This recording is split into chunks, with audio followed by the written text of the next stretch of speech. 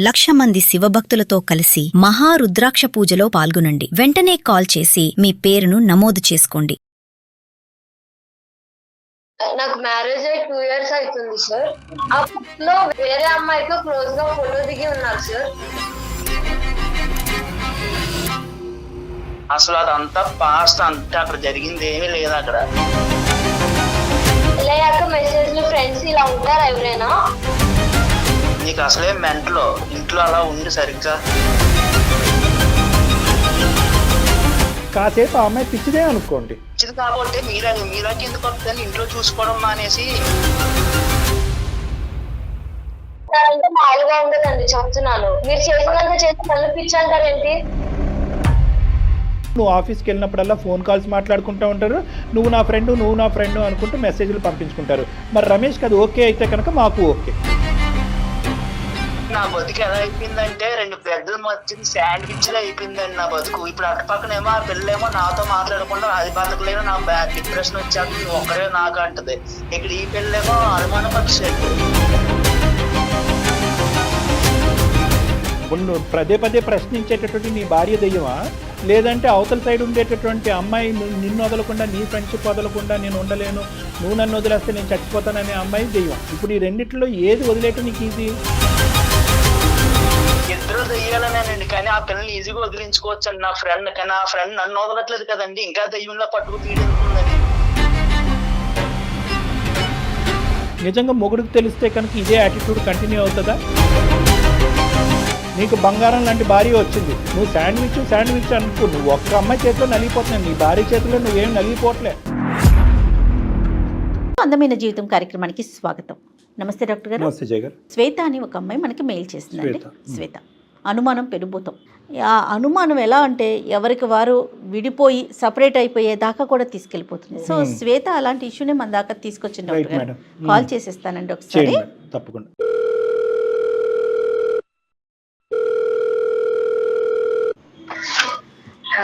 Hello నమస్తే అండి శ్వేత గారండి. శ్వేత నేను జయాని, సుమన్ టీవీ అందమైన జీవితం ప్రోగ్రామ్ నుంచి కాల్ చేస్తున్నాను. మేడం. ఎస్, మీరు పంపించిన మెయిల్ చూసానండి. నాతో పాటు డాక్టర్ కళ్యాణ్ చక్రవర్తి గారు కూడా ఉన్నారు స్టూడియోలో. ఒకసారి అమ్మ శ్వేత నమస్తే. అమ్మా నమస్తే సార్. చెప్పినన్నా ఏంటి సమస్య, ఎవరిది? నాకు మ్యారేజ్ అయ్యి 2 years అవుతుంది సార్. నీది అరేంజ్డ్ మ్యారేజా, లవ్ మ్యారేజా, ఏంటి? మీ వారు ఏం చేస్తుంటారమ్మా శ్వేత? తను సాఫ్ట్వేర్ జాబ్ లో చేస్తారు మ్యామ్. మీరేం చేస్తుంటారు? నేను పెళ్లికి ముందు జాబ్ చేశాను మ్యామ్, తర్వాత మానేశాను. Okay okay right. ఓకే, అతనైతే ఐటీ, నువ్వైతే హౌస్ వైఫ్. 2 years అయింది మ్యారేజ్ అయ్యి, అరేంజ్డ్ మ్యారేజ్. ఇప్పుడు ఏం సమస్య అమ్మా? ఒక రోజు మా ఫ్రెండ్ ఫోన్ చేసి ఒక పిక్ పంపించింది సార్. మీ ఫ్రెండ్ ఎవరికి, నీకు పంపించిందా? అవును సార్, నాకే పంపించింది. ఆ పిక్ మీ హస్బెండ్ కదా అనేసి అడిగింది.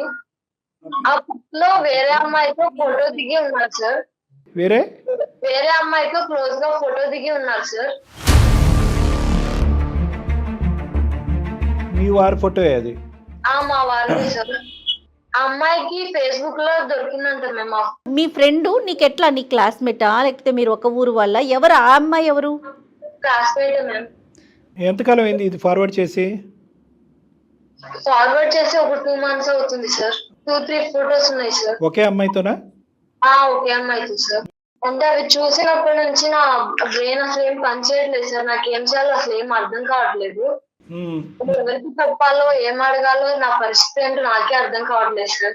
ఎవరు పెట్టారంటే ఫేస్బుక్ లో? అది ఫేస్బుక్ లో ఆయనే పెట్టారంటే సార్. నేను అడిగాను ఆయన్ని, అవి పెళ్లికి ముందు ఫొటోస్ అని చెప్తున్నారు సార్. పెళ్లికి ముందు ఫొటోస్ అని చెప్తున్నారు, కానీ నాకు అవి చూసినప్పటి నుంచి ఇంకా అనుమానం ఎక్కువ అవుతుంది సార్. అంటే ఎట్లా అనుమానం ఎక్కువ అవుతుంది? అసలు పెళ్లికి ముందు అని చెప్పారు కదా, ఇంకెందుకు నీకు అనుమానం? నేను ఫోన్ చెక్ చేశాను మ్యామ్, కాల్స్ ఇప్పుడు కూడా ఉన్నాయి మ్యామ్, కాల్స్ మెసేజెస్. ఇప్పుడంటే రీసెంట్ కాల్స్ కూడా ఉన్నాయమ్మా? ఉన్నాయి సార్. అందుకే నాకు చాలా భయంగా ఉంది సార్. ఇవి ఎవరికి చెప్పాలో ఏంటో ఏం అర్థం కావట్లేదు. సరే, మా వరకు చెప్పావు కాబట్టి ఆలోచిద్దాము. దాని గురించి అంత భయపడి బెదిరిపోవాల్సిన అవసరం లేదు.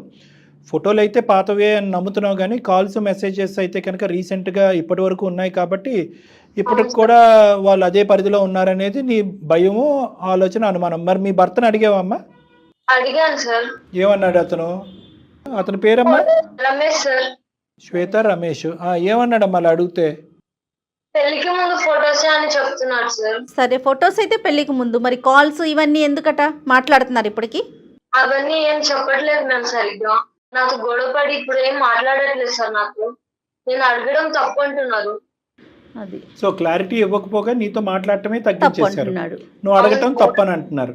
అవును సార్. పోనీ అట్లీస్ట్ ఇప్పుడు ఏమీ లేదనేది అయితే బలంగా చెప్తున్నాడు కదా, ఇది ఒకనాటి అంశం, ఇప్పుడు కాదు పెళ్లికి ముందు అనేది. పోనీ ఆ పెళ్లికి ముందు ఎంతకాలం ఆ ప్రయాణం జరిగింది, తన పాస్ట్ లవ్ స్టోరీ గురించి ఎప్పుడన్నా చెప్పాడా నీకు? అలాంటిదేం నాకు చెప్పలేదు సార్. మరి ఇప్పుడు ఏంటమ్మా పరిస్థితి ఏంటి? ఇప్పుడు ఏమని చెప్పాలనుకుంటున్నావు? మమ్మల్ని ఏం చెయ్యాలని ఆశిస్తున్నావు? ఆ మెసేజ్లు అవన్నీ చూసిన తర్వాత నేను ఎలా నమ్మాలి సార్? నాకేం అర్థం కావట్లేదు. ఈ విషయాల గురించి మా ఇంట్లో వాళ్ళకి చెప్తే వాళ్ళు నువ్వే ఏదో ఒకటి చెయ్యి అనేసి చెప్తున్నారు సార్. నువ్వే మార్చుకోవాలి అనేసి అంటున్నారు సార్. పేరెంట్స్ వరకు తెలిసినా కూడా వాళ్ళ దగ్గర నుంచి పెద్ద హెల్ప్ లేదు నీకు. అవును సార్. నేను నువ్వే ఎలా adjust- నమ్మాలి సార్ ఆయన్ని? ఇప్పటి వరకు మెసేజ్లు కాల్స్ వెళ్తున్నాయి.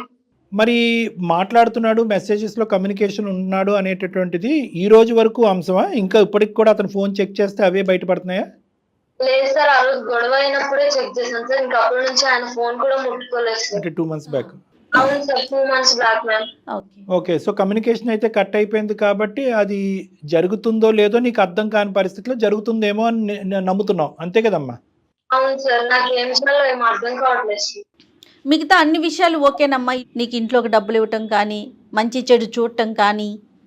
Okay ma'am. అవన్నీ ఆ అమ్మాయితో మాట్లాడటానికి కానీ, అవతల అమ్మాయి ఎవరు కనుక్కోవటానికి ఏమైనా ప్రయత్నం చేసావా నీ భర్త నీతో మాట్లాడినటువంటి ఈ టైంలో?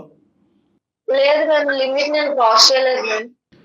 ఓకే, ఓకే, ఈ అమ్మాయి లోకజ్ఞానం కూడా చాలా తక్కువ అన్నట్టు అనిపిస్తుంది. అనిపిస్తుంది అమ్మా. ఎందుకంటే ఎందుకంటే సరిగ్గా అమ్మాయి ఎక్స్ప్రెస్ కూడా చేయలేకపోతుంది ఎక్స్ప్రెస్ కాబట్టి. చేయలేకపోతుంది, అమాయకత్వాన్ని చూపెడుతుంది, ఎవరికి చెప్పాలో తెలీదు. తల్లిదండ్రులకు చెప్తే కనుక సర్దుకుపోమని అంటున్నారు. అంటే కన్ఫ్యూజన్ స్టేటస్ కూడా ఒకటి వచ్చేస్తుంది కదా ఈ డాక్టర్ 2 గారు. నెలలకు ముందు ఆగిందా, ఇప్పటికీ నడుస్తుందా? ఆ అబ్బాయి అన్న అట్లీస్ట్ కూర్చుని ఈ అమ్మాయికి నచ్చజెప్పే విధంగా కానీ, లేదంటే ఇంకేమన్నా ఉంటే కనుక అది ఆనెస్ట్గా ఒప్పుకుంటే కనుక ఈ అమ్మాయి మాకు ఈమెయిల్ పంపించి మాతో మాట్లాడటానికి ప్రధానమైనటువంటి ఇష్యూ ఏంటి? ఇక్కడ ఏం చేయగలం మేము? ఆయనతో ఎలా మాట్లాడాలో ఎంతో నాకు అర్థం కావట్లేదు సార్. మీరు ఆయనతో మాట్లాడి నాకు చెప్పండి సార్. మాట్లాడటం అంటే ఇప్పుడు అతను చేసేది నిజమా కాదా కనుక్కోమంటావా? ఏం మాట్లాడమంటావమ్మా? అంటే కనుక్కోండి మేడం. సరే అది సరే అదే మీరు అన్నట్లుగా అమ్మాయి ఎక్స్ప్రెస్ చేయలేకపోతుంది. రైట్, ఒకసారి మాట్లాడదాం అయితే, తప్పకుండా మాట్లాడదాం. పెద్ద సమస్య కాదు, అంత బెంగపడద్దు, బాధపడద్దు, భయపడద్దు. ఓకేనా? ఓకే సరే, ఒకసారి ఫోన్ కలపమ్మా, రమేష్తో మాట్లాడదాం. చేస్తున్నాను మేడం. చాలా అంటే చాలా కామన్ ఇష్యూ మేడం ఇది. కొత్తగా పెళ్ళైనటువంటి ఒక ఆడపిల్లకి కానీ అబ్బాయికి కానీ కొత్తగా జీవితం ప్రారంభించినప్పుడు అభద్రత భావం అనేది ఒకటి ఉంటుంది, ఇన్సెక్యూరిటీ అనేది ఉంటుంది. హలో హలో హలో హలో అస్తమాను ఎందుకు ఫోన్ చేస్తాను? నేను ఆఫీస్ లో ఉంటాను కదా, ఇంకా నాకు పని ఏం లేదంటే నీ ఫోన్లు తప్ప. ఇప్పుడు ఎందుకండి ఇలా అంటున్నారు? ఇంకా అస్తమాను అలా ఫోన్లు చేయక అర్థమవుతుందా? అలా అనకండి. మరి ఇంకేమనమంటావు? నీకు అసలే మెంటలో ఇంట్లో అలా ఉండి సరిగ్గా ఫోన్లు చేయక అస్తమానికి నాకు ఆఫీస్ ప్రెజర్ నీ ప్రెజర్ ఎక్కువైపోతుంది. తెలిసినంత మీరు చేసి ఇప్పుడు ఎందుకు ఇలా అంటున్నారు? ఏం చేశాను? నేను చెప్పాను కదా ఆల్రెడీ, అదంతా పాస్ట్ అని. పెళ్లి అయిన తర్వాత అసలు ఏం చేయలేదని చెప్పాను కదా. నువ్వు నా మాట వినడం మానేసి ఎవరు ఊరు ఇల్లు చెప్పిన వాళ్ళు ఎన్ని వెంట నా మీద పడి తింటున్నావు నువ్వు. అవన్నీ మెసేజ్ ఎందుకండి మరి? అసలు అదంతా పాస్ట్, అంతా ఏమీ లేదు అక్కడ. ఆ అమ్మాయి మెసేజ్లు పెడుతుంది, ఫ్రెండ్లీగా ఉండమని చెప్తుంది, అంతే. అక్కడ జరిగింది ఏమీ లేదు అక్కడ. నేను బాగానే చూసుకుంటున్నాను, బాగానే ఉంటున్నావు కదా, ఇంకేంటి నీ బాధ? కాదు, నాకు అర్థం కావట్లేదు. పెళ్ళయ్యాక మెసేజ్లు ఫ్రెండ్స్ ఇలా ఉంటారా ఎవరైనా? ఇప్పుడు ఆఫీస్ కి వెళ్ళే వాళ్ళకి ఫ్రెండ్స్ అన్నాక ఉండరా, ఇప్పుడు కాలేజ్ కి వెళ్ళే వాళ్ళకి ఫ్రెండ్స్ ఉండరా, అలా కంటిన్యూ అవరు. ఇది అంతే. నువ్వు కూడా ఫ్రెండ్స్ చేసుకోవచ్చు, నలుగురిలో తిరుగుతా, పిచ్చి తగ్గుద్ది నీకు, ఇలా అనుమానాలు అవి తగ్గుతాయి నలుగురిలో తిరుగు. మామూలుగా ఉండదండి, చెప్తున్నాను. మీరు చేసినంత చేసి నన్ను పిచ్చి అంటారేంటి? మరి 2 నెలల నుంచి నేను అదేం లేదని చెప్తుంటే పిచ్చి దగ్గర పట్టుకుని ఏలాడుతుంటే పిచ్చి అనుకుంటే మరి ఇంకేమంటారు? మంచి అంటారా? అన్ని చేసేదేమో మీరు నన్ను పిచ్చి అంటున్నారా? ఆ సీరియల్స్ ఉంటాయి చూడు, ఆ సీరియల్స్ చూడడం మానేను. ముందు ఆ సీరియల్స్ కొంచెం నీకు బుర్రలో పిచ్చి ఎక్కిపోతున్నా, అర్థమవుతుందా?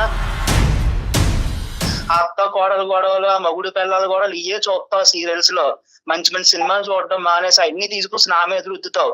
ఆ ఆఫీస్ లో నా గొడవ ఒకటే, ఇంటికి వస్తే నీ గొడవ ఒకటే. బుర్ర ఉండాలి కొంచెం అన్నాను నీకు. 2 నెలల నుంచి చెప్తున్నాను, అసలు నీకు అర్థమే కావట్లేదు ఏమి.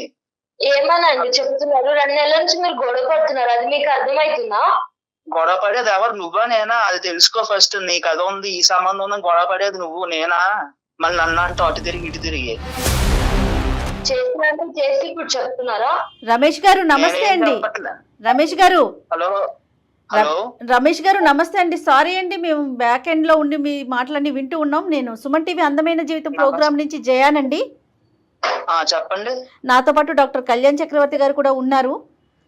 శ్వేత, మీ పర్మిషన్ తీసుకోకుండా మీతో మాట్లాడుతున్నాం, మరోలా అనుకోవద్దు. శ్వేత మమ్మల్ని అప్రోచ్ అయింది మా కార్యక్రమానికి. తను ఒక చిన్న లెటర్ రాసింది, మెయిల్ పెట్టింది.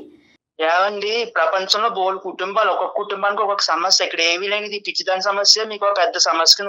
సరే సరే, అది పిచ్చి సమస్య మంచి సమస్య అది మాట్లాడదాం, కానీ సమస్య కదా నాన్న రమేష్, అది ఎవరి సమస్యలకి ఎక్కువ కదా. నాకు బోల్డ్ సమస్యలు ఉన్నాయండి, ఇప్పుడు అన్ని చెప్పుకుంటా కూర్చుంటే ఎవరు తీరుతారు? ఆ బోల్డెన్ సమస్యలు మాకొద్దు. ఒకటి రమేష్ గారు, అన్ని బోల్డెన్ సమస్యలు వినే ఓపిక ఓర్పు సహనం మాకు లేదు. అంత టైం కూడా లేదు. లేనప్పుడు మేము చెప్పమని మిమ్మల్ని బలంతో పెట్టడం.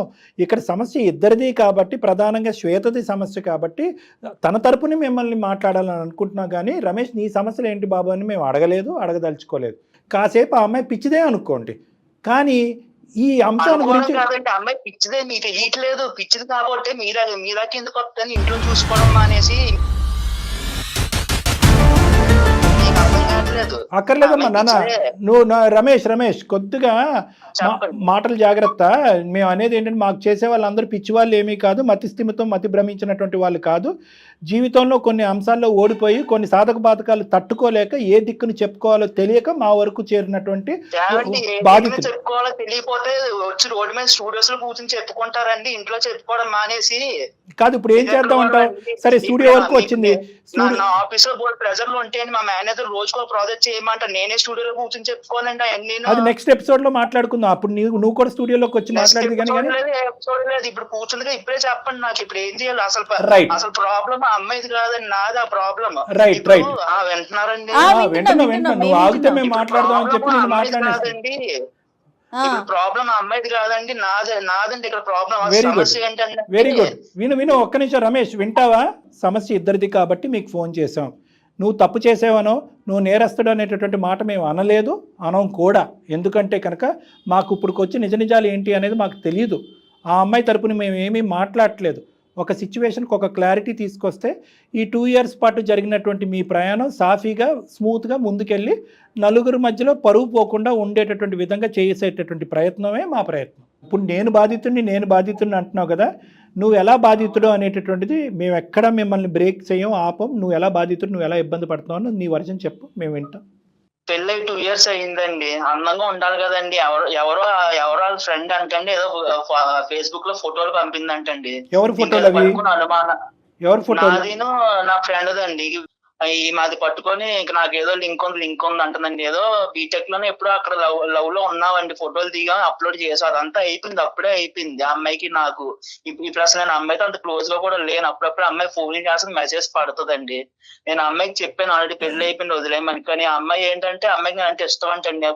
కొన్ని ఫ్రెండ్లీగా అయినా ఉండు, నువ్వు తప్ప నాకు ఇంకెవరు తెలుసు, ఫ్రెండ్షిప్ కోసం దానిలోనే ఉండని చెప్పేసి ఆ అమ్మాయి అస్తమానం మెసేజ్లు పెట్టడం, అది పెట్టడం ఇది పెట్టడం చేస్తా ఉంటదండి. కాదు నువ్వు అమ్మాయికి చెప్పావా నాకు ఇలా పెళ్లి అయింది, ఇప్పుడు మెసేజ్లు పెడితే కనుక నా భార్యతోని నాకు గొడవలు అవుతున్నాయి, గొడవలు అవ్వచ్చు అన్నట్టుగా చెప్పావా?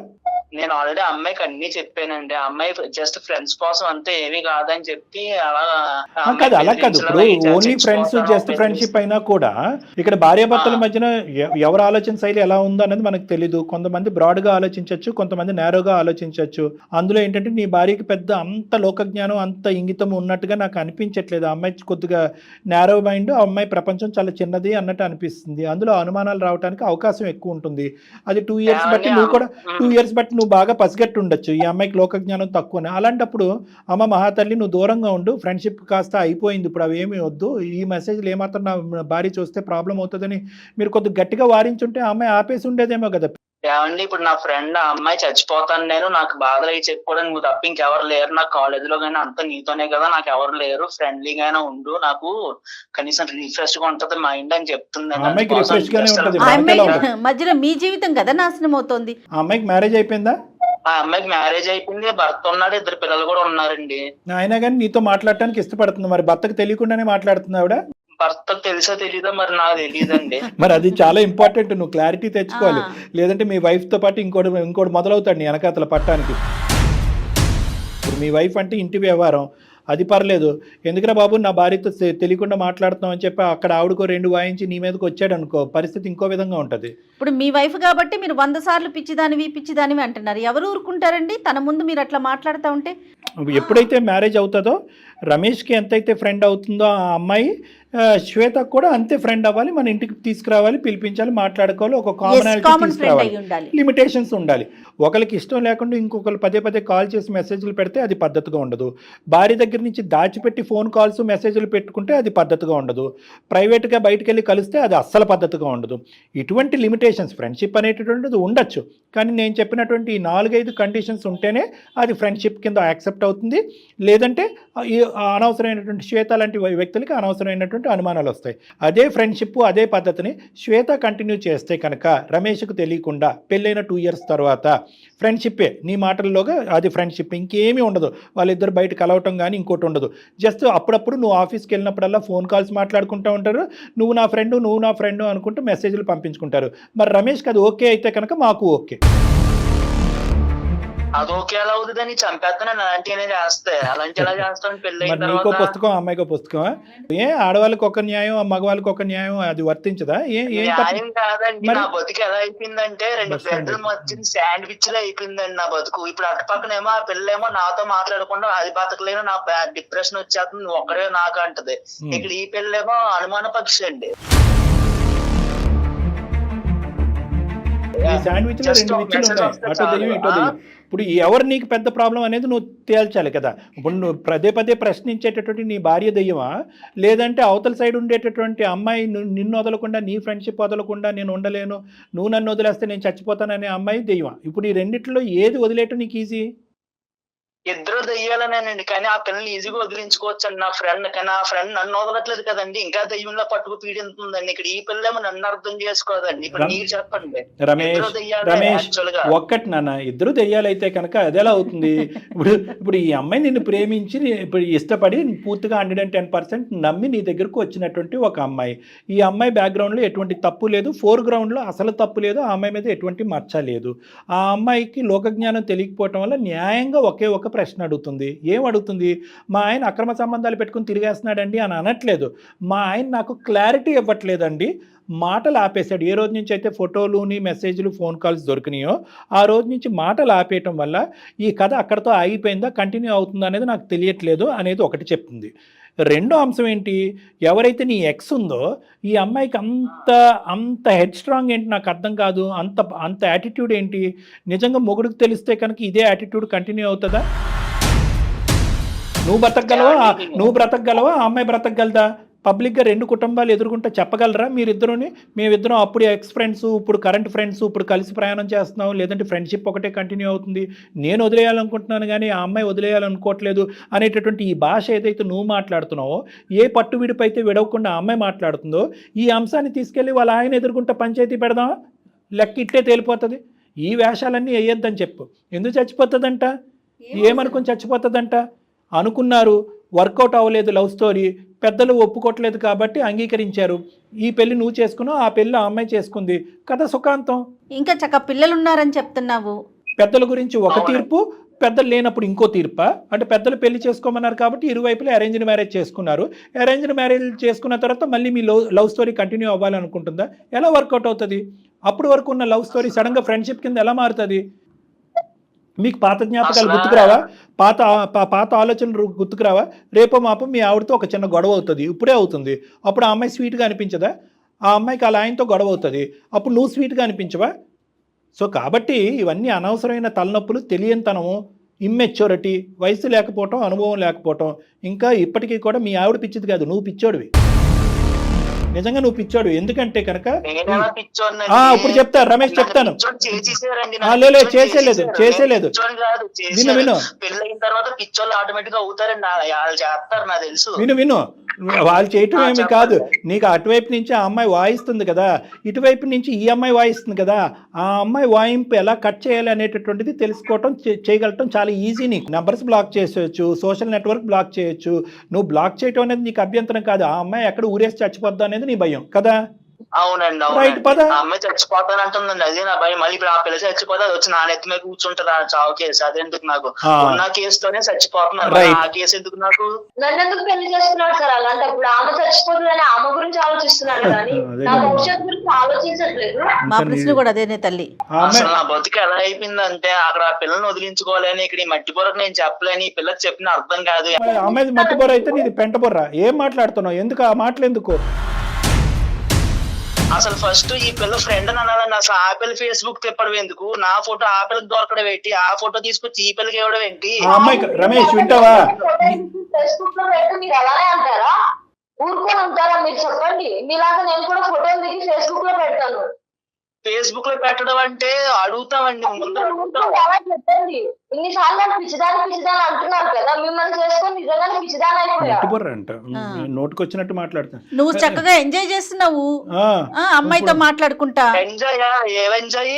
పక్కన ఏదో పక్క నువ్వు శాండ్విచ్ అయిపోయింది నా బతుకు. ఏం ఎంజాయ్ ఉంది ఇక్కడ నా బతుకులో? తర్వాత బ్యాండ్విచ్ అవుతుంది. కానీ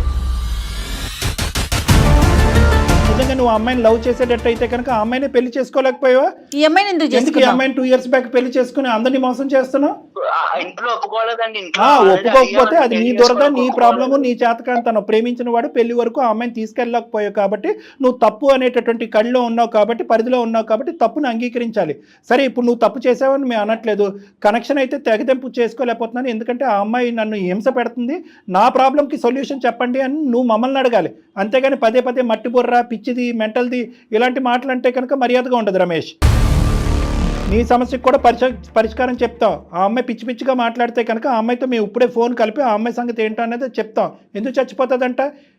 పెళ్లి చేసుకుని 2 పిల్లలు కనుక చచ్చిపోవటానికి పాత ప్రేమలు గుర్తు తెచ్చుకుని చేసేటటువంటి దొంగ పనులు ఆ అమ్మాయికి కూడా మేము బుద్ధి చెప్తాం. నువ్వు ఆ అమ్మాయి విషయంలో ఏమీ ఆలోచించవలసినటువంటి అవసరం లేదు రమేష్. నీకు బంగారం లాంటి భార్య వచ్చింది. నువ్వు శాండ్విచ్ అనుకో, నువ్వు ఒక్క అమ్మాయి చేతిలో నలిగిపోతున్నావు, నీ భార్య చేతిలో నువ్వేం నలిగిపోవట్లే. మీలాగా నేను చేస్తే మీరు ఊరుకోనే ఉంటారా చెప్పండి? మీలాగా నేనేం తిరగట్లేదు. అసలు ఆ చేయటమే తప్పంటే మళ్ళీ అతనిలాగా చేయటం ఏంటంటావు నువ్వు ఒకదానివి? శ్వేత, తప్పు చేస్తే ఆడోళ్ళు మరి చమ్మిక్కయ్యి ఇప్పుడు మగోడు తప్పు అంటారు మీరు. నేను ఎక్కడ తప్పు చేశాను? నువ్వు ఆడజాతి మొత్తాన్ని బయటకు లాగమాక గానీ. నువ్వు ప్రేమించినటువంటి అమ్మాయి గురించి నువ్వు పోరాడలేక దిక్కుతోచినటువంటి పరిస్థితిలో ఒక అరేంజ్డ్ మ్యారేజ్ చేసుకుని ఆ అమ్మాయిని ఇప్పుడు వదిలించుకోలేక చిక్కుముడి సమస్య నువ్వు బాధపడుతున్నావు. ఇది స్వయం కృతాపాత్యం, నువ్వుగా సృష్టించుకున్నటువంటిది. అర్థమైందా? నువ్వు సృష్టించుకున్నటువంటి ఒక భయంకరమైనటువంటి పరిస్థితిలో ఆ వేడి నూనెలో ఈ అమ్మాయి పడింది. ఇప్పుడు ఈ అమ్మాయి గజగజలాడిపోతుంది. నేను ఏది సృష్టించుకోలేదని విధి అలా రాసిందని నా బతుకు నేనేం చేయనండి. సరే, విధి రాసింది అంటున్నట్టే నువ్వు అనుకో, కానీ ఇక్కడ ఈ అమ్మాయికి ఏం సమాధానం చెప్తావో చెప్పాలి కదా. మరి విధి నీ జీవితాన్ని రాసింది, కానీ నువ్వు ఈ అమ్మాయి జీవితాన్ని రాసావు. కాదు డాక్టర్ గారు, నువ్వు మరి సరి చేసుకోవాలనుకుంటున్నావా? విధి రాసింది, పో నీ భాష ప్రకారమే మాట్లాడదాం, విధే రాసింది అనుకుందాం. మరి నీ జీవితాన్ని నువ్వు సరి చేసుకోవాలనుకుంటున్నావా, అనుకోవట్లేదు? అది చెప్పు రమేష్. నేను ఖచ్చితంగా సరి చేసుకోవాలని అనుకుంటున్నాను, కానీ ఆమె అమాయకత్వంతో ఆమె ఏంటంటారు అలాగా నా అనుమానాలతోటి నన్ను అలా హింసిస్తుంది. నేనేం చేయను రమేష్. ఆ పరిస్థితుల్లో ఎవరున్నా అలాగే చేస్తారమ్మా. అనుమానం ఎలా అవుతుంది అయ్యా? ఉన్నదే కదా. నువ్వు ఫోన్ కాల్స్ మాట్లాడకుండా మాట్లాడింది అంటుందా? మెసేజ్లు పంపించకుండా పంపించిందని అంటుందా? ఫోటోలు చూడకుండా ఫోటోలు ఉన్నాయని అంటుందా? అన్నీ ఉన్నవే కదా. నీ వర్జన్ ఏంటంటే స్లోగా ఆ ప్రేమను కట్ ఆఫ్ చేసేస్తున్నానండి, అవతల ఆ అమ్మాయి నుంచి వచ్చే థ్రెట్ తట్టుకోలేక. కానీ యువతలు నిలబడినటువంటి భార్యకి ఏమనిపిస్తుంది? అప్పుడు స్టోరీ ఇప్పుడు కూడా కంటిన్యూ అవుతుంది అన్నట్టే మాట్లాడుతుంది. సో కాబట్టి ఏంటంటే ఆ అమ్మాయి షూస్ లో ఒక్కసారి నిలబడి ఆలోచించు. ఇప్పుడు అయింది ఏదో అయిపోయింది, పాస్ట్ ఈజ్ పాస్ట్ అండి. ఇప్పుడు ఆమె బాధపడుతుంది, నేను బాధపడుతున్నాను. ఇప్పుడు ఏం చేయమంటారు చెప్పండి? Very good. ఇప్పుడు దారిలోకి వచ్చా, మంచిగా చెప్తాను, మంచిగా విను. ఏమీ ప్రాబ్లం లేదు, ఈజీగానే ఇలాంటి కొన్ని 100,000 కేసులు చేసినటువంటి అనుభవంతో మేము చెప్తున్నాము. ఇక్కడ ఎవరు సూసైడ్ చేసుకోరు, ఏదో జరిగిపోతుంది అని కూడా నేను అనుకోవట్లేదు. అర్థమైందా? ఎందుకంటే ఆ అమ్మాయికి కూడా ఒక బరువు ఉంది, ఒక బాధ్యత ఉంది, ఒక కుటుంబం ఉంది, చక్కటి భర్త ఉన్నాడు, ఓకే, 2 పిల్లలు ఉన్నారు. ఆ అమ్మాయికి కూడా ఆలోచింపజేసేటటువంటి విధంగా నేను జయ మేడం మేము తర్వాత నీ ఫోన్ పెట్టేసిన తర్వాత ఆ అమ్మాయితో ప్రత్యేకంగా మేము ఫోన్లో మాట్లాడతాం. ఫోన్లో మాట్లాడి ఆ అమ్మాయి కొద్ది పద్ధతి నేర్పిస్తాం, కొద్దిగా అరికట్టేటటువంటి ప్రయత్నం నేర్పిస్తాం, నయానో భయానో చెప్తాం, కొద్దిగా ఆలోచన బ్రెయిన్లో పెడతాం. Right sir. ముందుగా ఇక్కడ ఒక పాయింట్ మాకు ఈమెయిల్ పంపించినటువంటి శ్వేత అర్థం చేసుకోవాలి. ఇక్కడ ఏంటంటే నీ భర్త ఒకానొక ప్రేమికురాలతో మాట్లాడాడు. ఎందుకు మాట్లాడాడు? ప్రేమను ఏమి కంటిన్యూ చేయట్లేదు. అవతల వైపు ఆ అమ్మాయి పెట్టేటటువంటి థ్రెట్ భరించలేక ఆ అమ్మాయి నో అని ఒకేసారి కట్ చేసేస్తే ఎటువంటి అఘాయిత్యానికి పాల్పడుతుందో అనేటటువంటి భయంతో అతను స్లోగా కట్ చేసేటటువంటి ప్రయత్నం చేస్తూ ఈ లోపలే ఈ ఫోటోలు బయటపడి ఆ మెసేజ్లు ఫోన్ కాల్స్ నీకు కనిపించడం జరిగింది. కాబట్టి నీ భర్త పెళ్ళయిన తర్వాత నీతో సిన్సియర్గానే ఉన్నాడు. ఫస్ట్ నువ్వు ఆ మెంటల్లీ అది తీసేసాయి. ఎటొచ్చి ఈ అమ్మాయితో ఫ్రెండ్షిప్ లేదు, రిలేషన్షిప్ లేదు, ఇది మొత్తం ఎలా కట్ చేయాలి అనేటటువంటిది పెద్దలుగా మేము ఆలోచిస్తాం. అర్థమైందా? అర్థమైంది సార్. ఇప్పుడు ఇవన్నీ నమ్మొచ్చా సార్ ఆయన చెప్పినవన్నీ? అది చెప్తాను, వినండి. నమ్మచ్చమ్మా, నమ్మచ్చు. ఎందుకంటే దానికి సంబంధించినటువంటి ఎంక్వైరీ కానీ దానికి సంబంధించినటువంటి బ్యాక్గ్రౌండ్ వర్క్ కానీ మేము కూడా చేస్తాము. ఆ తర్వాతే మేము నీకు ఖచ్చితమైనటువంటి ఒక నిర్ణయాన్ని మేము చెప్తాం. అర్థమైందా? అందు గురించి నేను ఏమంటున్నాను, ఇక్కడితో కథ కంచికెళ్ళింది, రమేష్ నువ్వు అమ్మాయిని మర్చిపో, నీ భార్యతో ఉండు అని అనట్లేదు. ఆ అమ్మాయితో కూడా మేము ఫోన్లో మాట్లాడతాము అని చెప్తున్నాను. అర్థమైందా? రమేష్, నువ్వు ఒక్కడవే లేవు. శాండ్విచ్ ఆవిచ్చు ఏమీ లేదు. మనందరం ఒకే టీము, ఒకే ఫ్యామిలీ. నేను జయ గారు మేమిద్దరం కూడా ఆ అమ్మాయితో ఈ ఫోన్ కాల్ అయిపోయిన తర్వాత ఆ అమ్మాయితో మేము మాట్లాడతాం. ఓకే, మాట్లాడి అమ్మ ఇది పరిధులు దాటకూడదు, ఈ పరిధులు దాటితే అందరికీ ప్రమాదమే, 2 కుటుంబాలు సర్వనాశనం అయ్యి రోడ్డు మీద పడతాయి, ఇప్పటికే అందరూ మెంటల్ టెన్షన్లో ఉన్నారు, గత ఇదంతా వదిలేసి ఒక కొత్త జీవితాన్ని ప్రారంభించి ముందుకు వెళ్ళిపోండి, ఇక్కడ రిలేషన్షిప్ లేదు, ఫ్రెండ్షిప్ లేదు అనే విధానంగా నయానో భయానో ఆ అమ్మాయికి నచ్చజెప్పేటటువంటి ప్రయత్నం మేము చెప్తాం. ఓకేనా రమేష్? అది మేము ఆ బాధ్యత తీసుకుంటాం. ఇక ముందు నుంచి ఆ అమ్మాయి ఫోన్ కాల్స్ అన్నీ నువ్వు బ్లాక్ చేయి, సోషల్ మీడియాలో అన్నిటిలోని నువ్వు బ్లాక్ చేసి కంప్లీట్గా నీ నెంబర్ మార్చేసేటటువంటి ప్రయత్నం చేయాలి నువ్వు. ఓకేనా? ఆ అమ్మాయి బ్యాక్గ్రౌండ్లో నిన్ను వేధించకుండా, అటాక్ చేయకుండా, వేరే నెంబర్ నుంచి నిన్ను కాల్ చేసి థ్రెట్ చేయకుండా, ఆ అమ్మాయి మా మాట వినకపోతే కనుక వాళ్ళ ఇంటి పెద్దల ద్వారా ఆ అమ్మాయికి బుద్ధి చెప్పేటటువంటి ప్రయత్నం చేస్తాం. అందమైన జీవితం అయితే మాత్రం ఆ బాధ్యత అయితే తీసుకోవడానికి మేము రెడీగా ఉన్నాం. మీ ఇద్దరు మాత్రం సవ్యంగా, హ్యాపీగా, ఇక ముందు నుంచి అనుమానం అవమానం అనేటటువంటి వాతావరణం లేకుండా చక్కగా మంచి ఆలోచనతో హ్యాపీగా ఉండే ప్రయత్నం చేయండి ఇద్దరు. రమేష్ అండ్ శ్వేత విన్నారు కదా డాక్టర్ గారు చెప్పింది, ఓకేనా మీ ఇద్దరికి? ఓకేనండి. శ్వేత విన్నావు, ఇప్పటికన్నా హ్యాపీయా? నాకు ఎలాంటి సంబంధాలు ఏవి లేవు, ఇప్పటికన్నా హ్యాపీయా? కరెక్ట్ సార్ మేడం చెప్పారు కదా, ఇప్పటికి నమ్ముతాను. ఇప్పటికి నమ్ముతుందంట. ఓకే, అయితే మీరు నాకు నమ్మకం ఇచ్చారు కదా సార్. మేము నమ్మకం ఇవ్వటం కాదమ్మా, మేము నమ్మకం ఇవ్వటం వరకే ఆగకుండా బ్యాక్గ్రౌండ్ చెక్ చేస్తామని అంటున్నాం. బ్యాక్గ్రౌండ్లో ఆ అమ్మాయి యొక్క ఆలోచనను కూడా మార్చే ప్రయత్నం చేస్తానని అంటున్నాం. ప్లస్ నీ భర్తకు అవసరం అయితే కనుక భార్యాభర్తలు మీరిద్దరు నా దగ్గరికి రండి, మాట్లాడదాం. ఇంకా ఏమన్నా డౌట్లు అనుమానాలు ఉంటే కనుక అవన్నీ క్లారిఫై చేద్దాం. ఎందుకంటే నీ భర్త మాటల్లోనే ఏంటంటే నువ్వెంత సఫర్ అయ్యో ఒక విధంగా అతను కూడా సఫర్ అయ్యాడు ఆ పాత ప్రేమికురాలని కట్ చేసేటటువంటి దాంట్లో. సో అతను బాధితుడే. సో ఇద్దరు కూడా నా దగ్గర రండి, మనం కాసేపు మాట్లాడుకుని ఇంకేమైనా డౌట్స్ ఉంటే క్లియర్ చేసుకుంటే ఇంకా అక్కడి నుంచి మొత్తం అంతా స్మూత్ అయిపోయింది. ఓకేనమ్మా? Okay sir. ఓకే శ్వేత, జాగ్రత్త అమ్మా. Thank you sir. Thank you madam. Okay Ramesh, జాగ్రత్త. రమేష్ మీరైతే మాత్రం ఒకసారి శ్వేతని తీసుకొని డాక్టర్ గారిని కలవండి. ఓకేనా? షూర్ అండి. Okay Ramesh, thank you. ఆ పిల్ల అంటే తను నమ్ముతుందో నమ్మట్లేదో, యాక్సెప్ట్ చేస్తుందో లేదో నాకు అర్థం కావట్లేదు. అనుమానంలో ఏం చేయాలో అబద్ధం ఆడుతున్నాడు అనేటువంటి ఫీలింగ్ ఉంది. ఆ డిప్రెషన్ లోకి వెళ్ళిన తర్వాత నిజాలు కనిపించిన వైట్ అన్న బ్లాక్ గానే కనిపిస్తూ ఉంటుంది నిజాలు. సో ఆ అమ్మాయికి ప్లస్ ఏంటంటే పేరెంట్సే కొద్దిగా ఈ ఇష్యూని ఇంకో విధంగా రిజాల్వ్ చేస్తుంటే ఈ రోజు అమ్మాయికి నమ్మకం వచ్చేది. అలా కాకుండా పేరెంట్స్ అమ్మ నీ జీవితం నువ్వు చూసుకో అనేటప్పటికి ఇంకా అమ్మాయి ఏకాకి అయిపోయి డిప్రెషన్ లోకి వెళ్ళిపోయి ఇప్పుడు అతను చెప్పే మాటలు కూడా పూర్తిగా నమ్మకం కలగట్లేదు. ఇప్పుడు ఒక మాటలో నమ్మకం కలగాలని కూడా మనం ఎక్స్పెక్ట్ చేయకూడదు. మనం అందుగురించి పిలిపించి మాట్లాడదాం. అమ్మాయితో కూడా ఎక్స్ అనేటటువంటి అమ్మాయితో కూడా మనం ముందు స్ట్రాంగ్ గా మాట్లాడాల్సింది ఆ అమ్మాయితో. డెఫినెట్ గా మాట్లాడాలి. రైట్ డాక్టర్ గారు, నమస్తే.